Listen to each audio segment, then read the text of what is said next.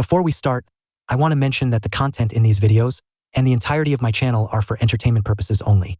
All the content is purely fictional and not related to real-life events or experiences. Viewer discretion is advised. I set up a camera in a haunted school, and it followed me home. I don't scare easily. I've been to some of the most notorious haunted places in the state. Abandoned asylums, forgotten ghost towns, even that cursed bridge where people swear they hear a woman crying at night. Every time, I walked away unimpressed. People let their imaginations run wild, mistaking creaky wood and gusts of wind for spirits. But then I heard about the janitor's room.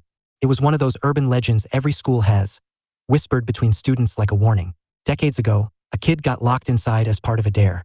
The next day was the start of school holidays, meaning no one came back for an entire month. By the time they found him, he was long gone. The details were never clear. Some said starvation, others said he tried to claw his way out and bled to death. But the part that stuck with everyone was this. On the last night before the school year ends, at exactly 1 a.m., strange noises come from that room. Most dismissed it as nonsense. I didn't. Neither did Ethan, my closest friend. Like me, he craved real horror. Not the overproduced jump scares from movies, but something unexplainable. So when I brought up the legend, he was in. This one better not be another letdown, he warned, tossing his backpack over his shoulder as we walked out of class. Only one way to find out, I said. That night, we snuck back onto school grounds. The place was deathly silent. The hallways emptied for the holidays. No teachers, no janitors, just us. We set up a camera right outside the janitor's room, pointing directly at the door. Then we waited. Seconds turned into minutes. Minutes dragged into an hour. The cold tiled floor started to make my legs numb. Then a noise. A faint, shuffling sound, like someone moving inside. It wasn't dramatic, just there, existing. Ethan shot me a look. You hear that? I nodded. Slowly, we approached the door. My heart wasn't racing yet. This was the moment I lived for. I reached for the handle, my fingers hovering just above the cold metal. Then, suddenly, something scurried out from underneath the door. I nearly jumped, but it was just a rat. 2 more followed, disappearing down the dark hallway. Ethan sighed in frustration. Seriously? He groaned. Mice. That's the big horror story. I felt my own disappointment sink in, but I wasn't convinced. Something still felt off. We left, both annoyed at how anticlimactic it was. In the rush of it all, we forgot the camera. It sat there, abandoned outside the janitor's room, quietly recording everything. And for a while, we didn't even remember it existed. Until a week later. A week passed before I even thought about the camera. It was late at night, and I was lying in bed, absent-mindedly scrolling through my phone when the realization hit me like a punch to the gut. The camera. We had left it there. The entire night had been recorded, and we never even checked. I sat up, heart pounding with a strange mix of excitement and unease. I had spent years chasing ghost stories, but something about this one lingered in my mind, like an unfinished sentence. The next day, I told Ethan. At first, he laughed it off, saying it wasn't worth the trip back. But I insisted. What if we caught something? I argued. Eventually, he caved. That evening, we biked back to the school. The place was still deserted, the hallways swallowed in eerie silence. The janitor's room looked the same as before, nothing out of place, nothing unusual. The camera was still propped up against the wall, coated in a thin layer of dust.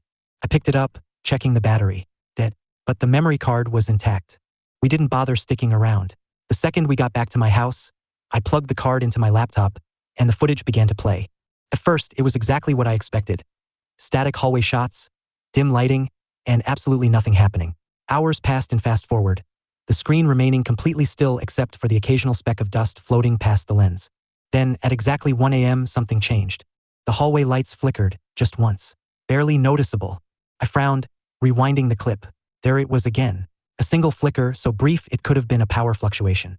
Then, minutes later, movement. It was subtle at first. A shift in the shadows, something barely visible at the edge of the frame. For a while, I convinced myself it was nothing. A trick of the lighting. Then, the shadow took shape. A figure stood at the far end of the hallway. A chill crawled up my spine as I leaned closer to the screen. The figure didn't move. It just stood there, its posture hunched and unnatural, arms hanging limply at its sides. It was facing the janitor's room, unmoving. Then slowly it turned its head. My stomach twisted into knots.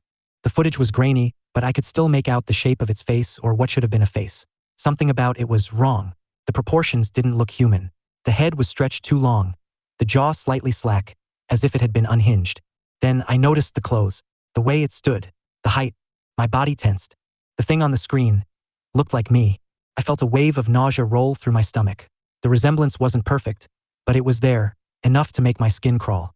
Ethan shifted uncomfortably beside me. "Okay, that's creepy," he muttered under his breath. I played the footage again, my fingers gripping the edge of my desk. The more I watched, the more it felt like the thing was mocking me, standing there like some grotesque, distorted reflection. Then, in the final few seconds, it moved. Not like a normal person. It jerked sideways, as if the footage had skipped frames. 1 second, it was standing at the end of the hallway. In the next, it was right in front of the camera. Then static. The video cut out. The room was dead silent. I could hear my own heartbeat, heavy and unsteady. Ethan let out a nervous chuckle. "Okay, so that was weird." I didn't laugh. I just stared at the screen, hands clammy, stomach twisted into knots. That thing, it wasn't a glitch. It wasn't a shadow. It wasn't random. It was me. And I had the sinking feeling it knew I was watching. I didn't sleep that night. Long after Ethan left, I sat alone in my room, staring at the dark screen of my laptop. I wanted to tell myself it was just corrupted footage, a glitch, maybe a trick of the light, but deep down I knew better. I knew what I saw. That thing, whatever it was, looked like me. And I couldn't shake the feeling that it had been watching me back. The next morning, I tried to brush it off. Maybe I was overthinking. Maybe I had stared at the footage for too long and made something out of nothing. But the unease stayed with me. And then the noises started. At first, I thought I was imagining them. Soft creaks in the walls, faint shuffling noises just beyond my door. It wasn't until I was brushing my teeth that I heard it clearly. Something shifting inside the storage room at the end of the hallway. I froze. That storage room had been closed for years. My parents never used it, and neither did I. It was filled with old junk, forgotten boxes, and dust thick enough to choke on. But that night, something was inside it. I turned off the tap and listened. The sound came again, a faint dragging, like something shifting across the wooden floor. I swallowed hard. I could feel my pulse hammering in my throat. Slowly, I crept toward the door, placing a trembling hand on the doorknob. My breath came in short, uneven gasps as I braced myself and swung it open. The room was empty. A single light bulb flickered overhead, casting long, uneven shadows across the cluttered floor. I stepped inside cautiously, my skin prickling with cold. Dust filled the air, undisturbed, untouched. Nothing was out of place. But then, my eyes landed on something that made my stomach drop. In the dust on the floor, there were footprints. Not mine, not my parents'. They were bare, slightly smudged, and they led directly to the mirror on the far wall. I felt the blood drain from my face. The mirror was cracked in one corner, old and slightly warped from years of neglect. And for a second, just a brief, horrible second, I swore I saw something move in the reflection. Not my own reflection, something else. I stumbled backward, heart pounding in my ears. The air felt heavy, suffocating. My head swam as I backed out of the storage room and slammed the door shut. That was the first night I saw it. And it wouldn't be the last. I avoided the storage room after that. I told myself I was imagining things, that the footprints were old, that the sound had just been the house settling. But every night, as I lay in bed, I felt it. That growing paranoia, that creeping sensation, like something was just beyond my vision, lurking where I couldn't see. And then one night I saw it again. It started with a reflection. I had just finished showering, standing in front of the fogged-up bathroom mirror, rubbing the towel over my damp hair. My mind was a haze of exhaustion and unease, still replaying the footage over and over in my head. Then, as I reached up to wipe the steam from the glass, I froze. For a moment, just a flicker, barely long enough to process. I thought I saw someone standing behind me. My breath hitched. I spun around. Nothing. My chest rose and fell in quick, uneven breaths as I turned back to the mirror. The reflection stared back at me, my own face, pale and shaken, but something about it felt off. I stepped closer, eyes locked on my own. My skin prickled with cold. The bathroom was silent except for the faint sound of water dripping into the sink. I leaned in, and then it blinked. I swear to God, I didn't blink. But my reflection did.